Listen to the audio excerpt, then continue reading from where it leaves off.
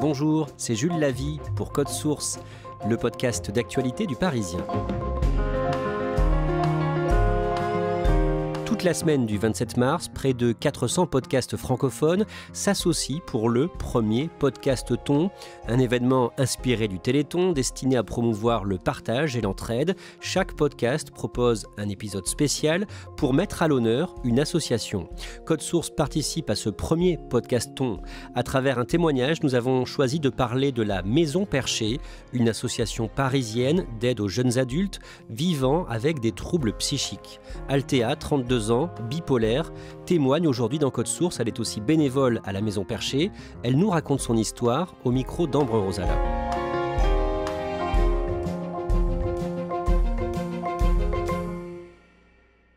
Je rencontre Althea dans son appartement dans les Hauts-de-Seine où elle vit avec son compagnon et leur chat. Elle a de longs cheveux châtains, complètement raides, et de grands yeux verts. Althea est née et a grandi près d'ici avec sa mère qui est secrétaire médicale dans un centre médico-psychiatrique. Althea est fille unique et n'a jamais connu son père. C'est une enfant plutôt timide, très fusionnelle avec sa mère qui l'a élevée seule. J'étais plutôt discrète, j'avais plutôt une personnalité assez sociable, mais j'étais pas forcément celle qui allait prendre la parole tout le temps, pas très expansive. Et sinon, en termes de passion, moi, c'est le cinéma qui m'a passionnée depuis ado. Enfin, j'ai vraiment eu un choc de cinéma petite avec Le Roi et l'Oiseau, qui est un film d'animation que j'adore et qui m'a vraiment, que je regardais en boucle, que ma mère détestait, mais que moi que j'adorais. Et du coup, c'est vraiment ça, qui m'a animée. Après son bac, Althea fait justement des études de cinéma et d'audiovisuel à l'université. Elle décroche un master, puis elle trouve du travail dans le cinéma. En 2015, quand elle a 25 ans, elle s'installe avec son compagnon dans un appartement de la région parisienne. J'ai une vie vraiment, tout ce qu'il y a de plus normal, du coup, avec un métier qui me passionne beaucoup et des sorties, du temps entre amis, une vie riche, bien remplie, avec mes amis proches du lycée, mes amis de fac, vraiment un cercle d'amis qui m'entoure assez présent au quotidien. Beaucoup de voyages aussi, parce qu'on a beaucoup voyagé avec mon compagnon, Kyrgyzstan, Iran, Costa Rica, beaucoup de voyages. Pendant l'été 2018, la structure où travaille Althea connaît une période de gros changements. C'est un moment très stressant pour elle, et Althea remarque que son comportement commence à changer. Je ne dormais plus, mais j'étais pleine d'énergie, j'avais envie de faire plein de choses, et je me sentais vraiment connectée aux gens, à ce qu'ils disaient, comme si j'avais un peu une hyper-acuité, et je mangeais plus beaucoup non plus. J'avais vécu une situation assez stressante, et du coup, c'est comme s'il y avait quelque chose qui avait un peu basculé dans ma façon de prendre les choses. On se met à parler énormément, presque sans interruption, sans forcément écouter les gens qui sont autour de nous.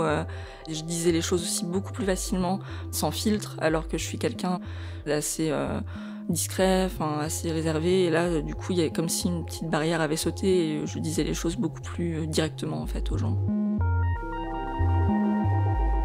Je me dis que c'est un état passager et pour être tout à fait honnête, c'est un état qui était plutôt plaisant et je me suis juste dit que j'avais pris confiance en moi et ça m'a pas vraiment inquiété plus que ça. Un matin de janvier 2019, quand elle a 28 ans, Althea est dans son lit. Et comme souvent depuis quelques semaines, elle n'a quasiment pas dormi de la nuit. Et là, j'avais l'impression d'entendre la voix d'une amie qui est décédée. Et je voyais aussi beaucoup de choses, des connectivités aux choses, comme s'il y avait des coïncidences de partout en fait. Ce matin-là, mon compagnon était sous la douche. Et j'ai appelé ma mère, je lui ai parlé, j'avais un discours un peu incohérent. Et je lui ai dit « Attends, il y a Lucas qui me parle. » Il me fait « Mais il est sous la douche ?» Je fais « Oui, mais non, on est en train de parler par la pensée. » Et mon conjoint est parti au boulot parce que je lui ai pas dit tout ce qui se passait. Et ma mère est venue et du coup là, elle a vu que ça n'allait pas, quoi. Je me rendais pas compte que ça dérapait. Pour moi, c'était vraiment comme si j'avais découvert un peu une face cachée du monde et que du coup j'étais un peu omnisciente et que je comprenais tout et pour moi tout était normal et en fait je découvrais juste un nouvel univers et je voyais pas ce qui clochait en fait.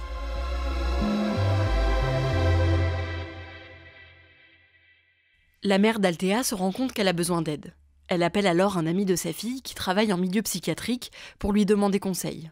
Cette amie a tout de suite compris que je faisais une crise, ce qu'on appelle une crise maniaque. Et ils ont décidé de m'amener à l'hôpital et ils voulaient m'amener à Sainte-Anne. Et alors moi, dans mon esprit, c'était vraiment l'hôpital des fous, en fait. Et du coup, je me dis, mais non, je suis pas folle, je veux pas aller là-bas, je veux pas qu'on m'enferme. Enfin, pour moi, c'était vraiment l'archétype de l'hôpital psychiatrique. Et là-bas, c'était quelque chose qui m'effrayait, en fait. Et du coup, j'ai refusé, j'étais vraiment vindicative à dire non, je veux pas. La mère d'Althea et son amie lui proposent de l'emmener plutôt à l'hôpital le plus proche de chez elle, ce qu'elle accepte. Mais comme elle est encore agitée, ils appellent les pompiers pour l'accompagner jusqu'à l'hôpital. Le moment où du coup ils ont dû appeler les pompiers pour m'emmener là-bas, là ça a été vraiment le choc et où j'étais mise sous contention et j'avais l'impression d'être vraiment seule au monde et c'était un peu horrible. Et puis après, là, je me suis rendu compte qu'il n'y avait pas le choix. J'ai vécu ça de manière plutôt résignée, quoi. Je suivais ce qu'on me disait, je prenais les cachets qu'on me présentait et j'ai suivi le cours des choses, le cours des rendez-vous, le cours des repas et où je me suis un peu laissée faire, quoi. Comme elle a l'air d'aller mieux et qu'elle n'est plus agitée, Althea peut sortir de l'hôpital au bout de quelques jours. Elle rentre chez elle, mais elle sent que quelque chose ne va toujours pas.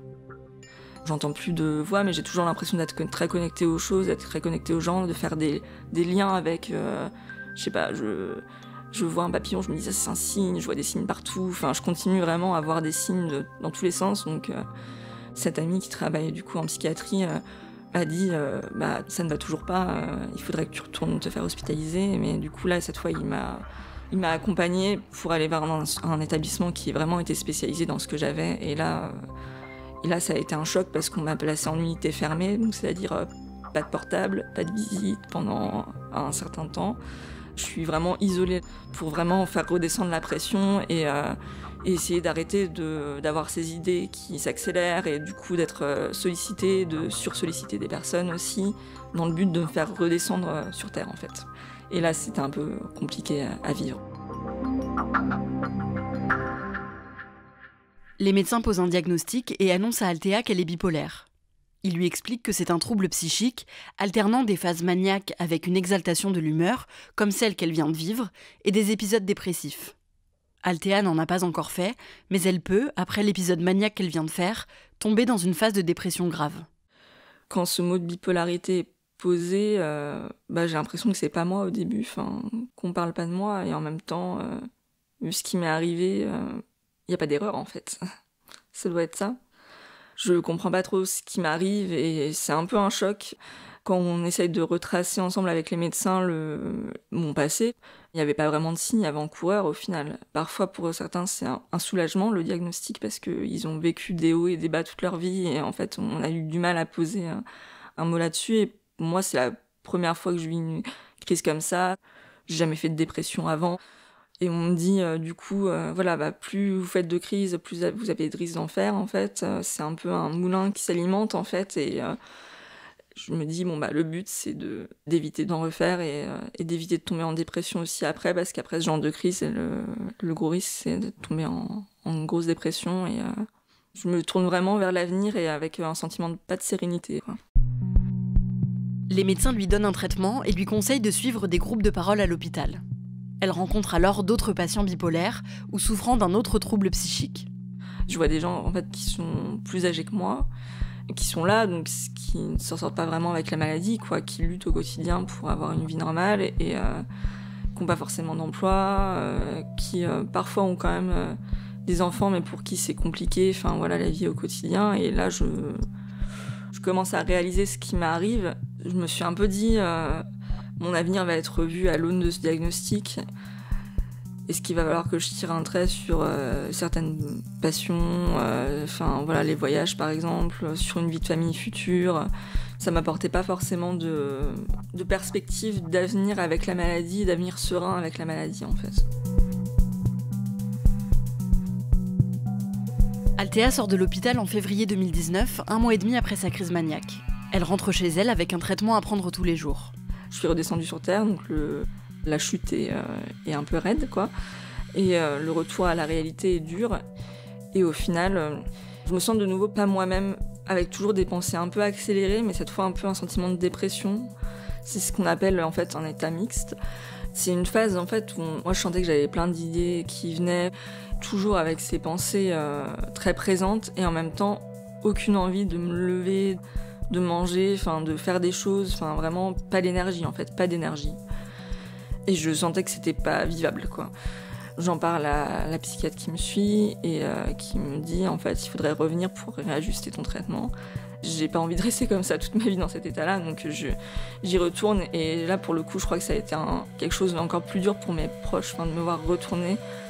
Mon conjoint, il me le dit, je sais pas si je vais pouvoir tenir le coup, si tu retournes tous les 2 mois à l'hôpital. Et là, pour moi, c'est vraiment ce que j'ai pas envie d'entendre, c'est ça, quoi. Et du coup, je suis fait comprendre un peu rudement parlant à quelqu'un d'autre, mais pas à moi, en fait. Voilà, j'ai besoin de me recentrer sur moi et d'y aller pour aller mieux, quoi. C'est vraiment un moment de faiblesse parce qu'il a été un rock pendant toute mon hospitalisation, il a été vraiment là et c'est du coup ce coup de massue de me voir retourner à l'hôpital encore une fois, ça a dû vraiment être très dur pour lui.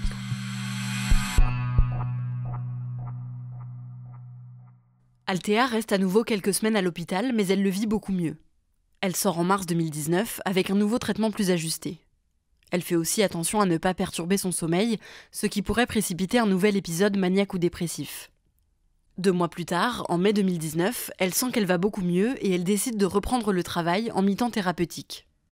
J'ai pu reprendre 2 jours par semaine, puis au bout de quelques mois, 3 jours, puis au bout de quelques mois, 4 jours. Et en fait, j'ai pu reprendre le travail progressivement et je pense que ça m'aide à avoir un cadre aussi. Le fait de travailler, c'est vraiment pour moi important d'avoir tous les jours une envie de me lever le matin. Et j'étais contente de reprendre en fait le travail, mais après, je me suis dit jamais je pourrais reprendre le travail à plein temps. Ça me semble un but impossible. Entre les groupes de parole auxquels j'étais inscrite, les rendez-vous avec le médecin. Et au final, 1 an après, j'étais de nouveau à plein temps et ça se passe super bien. Donc c'est vraiment, il faut se laisser le temps en fait. Quelques mois après avoir repris le travail, Althea doit gérer l'organisation d'un événement d'ampleur. Elle est un peu stressée et elle recommence à sentir les tout premiers symptômes d'une phase maniaque. Un manque de sommeil couplé à beaucoup d'énergie. Elle réagit tout de suite, elle en parle autour d'elle et elle arrive à éviter une nouvelle crise. Althea a peur de la rechute et elle met longtemps à se considérer comme stabilisée. Ça a mis au moins 1 an en fait. Ça a été long parce que même si voilà, j'avais les traitements, je sentais que ça agissait. Je me surveillais beaucoup en fait. J'étais vraiment tout le temps en hypervigilance sur ce que je ressentais, sur la moindre mauvaise nuit que je passais. J'ai commencé à stresser et j'ai commencé un peu à relâcher. Je reste toujours attentive, mais à me faire confiance en fait. J'ai commencé à me refaire confiance vraiment au bout d'1 an, je dirais. En novembre 2021, Althea entend parler d'une association qui s'est créée 1 an plus tôt, la Maison Perchée, pour accompagner les jeunes adultes qui vivent avec un trouble psychique. L'accompagnement prend la forme soit d'un groupe de parole entre plusieurs personnes concernées par le même trouble, soit d'un tête-à-tête entre quelqu'un qui est stabilisé et quelqu'un qui vient d'être diagnostiqué. Althea apprend que l'association recherche des bénévoles et elle décide de la rejoindre. Comme j'étais déjà stabilisée depuis un moment, je me suis dit si mon expérience peut aider d'autres personnes, en fait, ça peut être vraiment super bénéfique pour d'autres qui étaient dans l'état dans lequel j'étais il y a quelques années. On est vraiment assez isolé quand on a l'annonce du diagnostic. On a besoin de perspectives et on a besoin d'échanger avec des personnes qui ont vécu la même chose que nous. Et c'est vraiment ce qu'apporte la Maison Perchée. Ça réunit à la fois les gens atteints de bipolarité, de schizophrénie, des troubles borderline. Donc ça réunit vraiment toute une communauté assez large sur les troubles psy. On a vécu des choses vraiment hors du commun et du coup pouvoir échanger là-dessus sans être jugé avec des gens qui peuvent nous comprendre à 100%, c'est vraiment essentiel. Ça donne vraiment de l'espoir, quoi. Althea anime des groupes de parole, puis elle devient responsable du chat en ligne de la Maison Perchée. Elle s'engage dans l'association pour aider d'autres jeunes, mais aussi pour briser les tabous autour de la maladie, alors qu'elle-même ne parle pas facilement de son trouble bipolaire autour d'elle. On entend parfois « Ah, c'est un vrai bipolaire, c'est quelqu'un qui change d'avis toutes les 2 secondes, qui change d'humeur toutes les 2 secondes. » Et c'est vraiment pas le cas. Et pour moi, c'est un des stigmates que je redoute le plus, ce serait d'être quelqu'un sur qui on peut pas compter, en fait. Alors que une fois qu'on a le traitement qui nous convient, on est totalement fiable, quoi. Il y a cette peur d'être jugé, cette peur un peu de voir le regard sur soi changer. Il y a un vrai travail à faire et c'est vrai que le fait de prendre la parole aujourd'hui, c'est aussi un travail qui sert à la déstigmatisation. Je voudrais prouver aux gens en disant tu vois, en fait, depuis tant d'années, je suis diagnostiquée et en fait, tu l'as jamais vu parce que je suis comme toi, en fait, ça change rien à ma vie au quotidien, ça change rien à mon travail et ça change rien à mes projets au final. Je vois l'avenir très sereinement, malgré ce qui m'est arrivé. Avec mon conjoint, on a un projet bébé. Ça me freine plus au quotidien. Aujourd'hui, c'est même plutôt porteur de sens pour moi avec l'engagement que j'ai à la Maison Perchée. C'est plutôt une chose où je me dis, ça a été un choc dans ma vie. J'ai quand même vécu quelque chose d'extraordinaire et en même temps d'un peu fou et de dur. Et j'ai réussi maintenant à en faire quelque chose qui va donner de l'espoir aux gens. Donc ça, c'est vraiment important pour moi.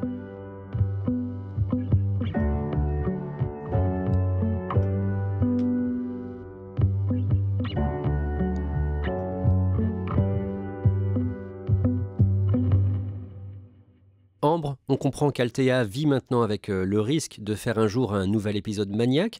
Est-ce qu'elle accepte cette situation ou est-ce que ça l'inquiète ? Alors oui, il y a toujours un risque de rechute et elle m'a dit qu'elle en était consciente. Par contre, ça ne l'obsède pas du tout.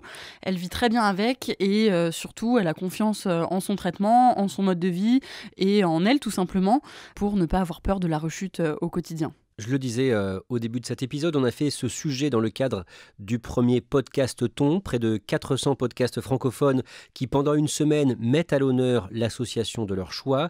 Le but est de promouvoir l'entraide, le partage, d'inviter aussi à faire des dons à ces associations. Concrètement, que fait l'association que tu as choisie, la Maison Perchée, qui se trouve dans le 11e arrondissement de Paris ? C'est une association qui accompagne les jeunes adultes qui vivent avec un trouble psychique, donc bipolarité, schizophrénie ou trouble borderline. Et en fait, ils ont plusieurs programmes d'accompagnement. Ça peut être un groupe de parole entre plusieurs personnes concernées par le même trouble, ou alors un tête-à-tête, un accompagnement spécialisé entre quelqu'un qui est stabilisé depuis un certain temps et quelqu'un qui vient d'être diagnostiqué. Et le but, c'est vraiment de parler de la maladie, de déconstruire les clichés et surtout de donner de l'espoir pour la suite. Parce que comme Althea le raconte dans le sujet, c'est pas toujours facile de se projeter quand on vient d'être diagnostiqué. Et la Maison Perchée propose aussi un accompagnement pour les familles avec, pareil, des ateliers, des groupes de parole. Et à chaque fois, ça se fait soit dans leurs locaux à Paris, soit en ligne, sur une plateforme sur Internet pour que les gens qui n'habitent pas en région parisienne puissent aussi profiter d'un accompagnement. Ambre, de quoi est-ce que la Maison Perchée a besoin aujourd'hui ?